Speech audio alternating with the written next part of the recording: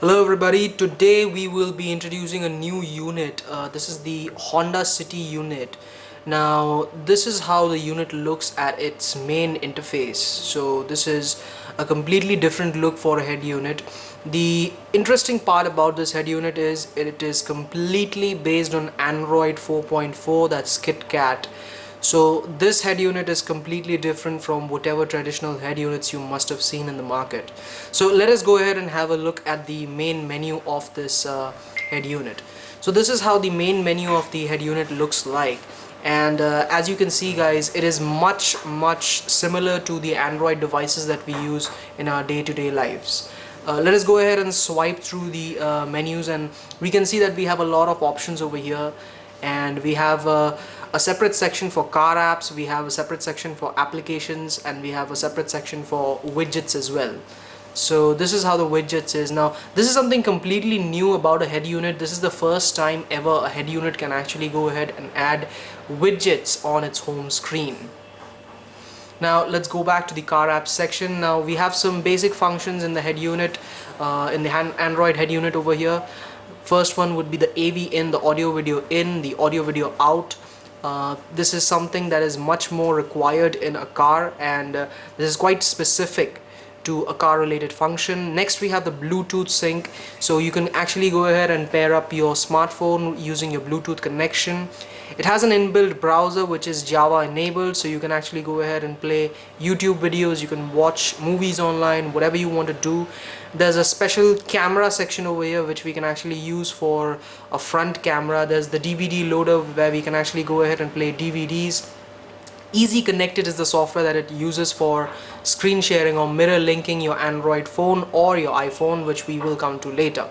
Also has an iPod section where you can actually connect your iPod, it'll charge all the time, and you can play your iPod songs through your car.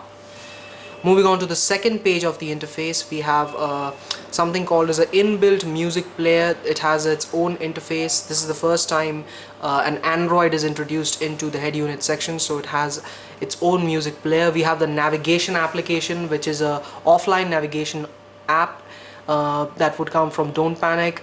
And next we have the original aux settings. The head unit would actually go ahead and synchronize with your car's original aux port, where you can actually use your head unit with your original aux. Next we have the radio, which is quite a nice radio. It has a digital NXP module inside it, which means that the radio output that you would be getting, the signals that it would be receiving, are completely digital, and the output would be much better than any traditional unit or traditional radio that you might have used. Next we have the sys settings and the system settings. There are two different settings option for this head unit. We'll come to that later. The TPMS and the video. The TPMS is the tire pressure monitoring system, and the video is an inbuilt video player for the head unit. And lastly we have the inbuilt voice control application. This is a very interesting feature which we will come to later. The app section has some inbuilt apps like a calculator, a download section, a file manager like ES File Explorer, an inbuilt email client like Gmail. It has a Google Maps, something called as Miracast, we will come to that later, and something also called as Play Store.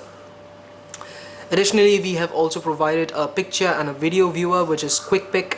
You can actually go ahead and use this handy lightweight application to view any kind of pictures that you have inside the head unit.